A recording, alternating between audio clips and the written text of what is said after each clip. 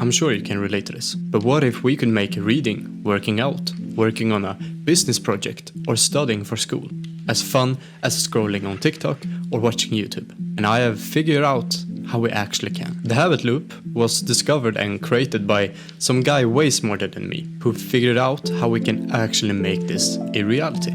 We can actually program our brain into making things like working out, reading, or studying being seamless and easy. And here's the habit loop explained in under 30 seconds. There are 3 steps we have to go through if we want to create a habit. And those 3 steps will be explained with the habit of smoking. Step number 1, the trigger. The trigger for someone who wants to quit smoking is the smell of cigarette smoke. Step number 2 is the action. It's doing the activity in itself. So in this example, is the smoking the cigarette. Step number 3, the reward. To make the user repeatedly smoke, he gets a reward for smoking. These are the 3 steps in the habit loop. Now we understand why smoking is so addictive. That's not really hard to understand. But how do we make things like going to the gym, studying, or reading to be as addicting as smoking a cigarette? Well, we use the exact same principle. Here's how to make things easy using the habit loop. First, you find a strong cue that triggers you into working out. A strong trigger can be your alarm in the morning. Right when the alarm rings in the morning, you go and do 30 push-ups. Or you can go to the gym. Each time we work out after the alarm rings, our brain will link the sound of the alarm with the activity of working out. But it doesn't have to be the alarm. It can be after you brushed your teeth or after a cup of coffee. A already established habit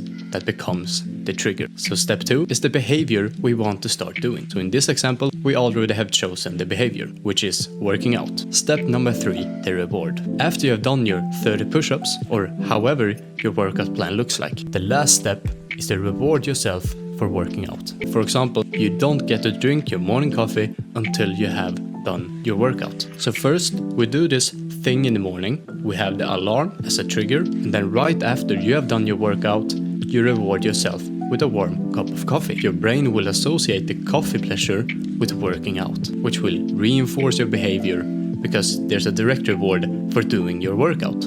Exactly as the smoker gets rewarded through the nicotine, you get rewarded with a cup of coffee. And if you don't drink coffee, do cocaine. Jokes aside, but you can watch YouTube or watch Netflix as a reward for working out. Both things works great as a reward, and it takes around 21 days to form a new habit. So after you have done it daily for 21 days, you have transferred something that felt hard into something that feels as easy as brushing your teeth. So now we have taken something that we find hard, we have made it easy in just 21 days. So there's no excuses for you right now to sit in your bed doing nothing, because you have all the knowledge. Just take action. I don't want to hear you say, no, I start tomorrow, or I start in a week. You start today, you have all the knowledge. This is what you want to do. So do this for your future self. Don't be lazy, just start.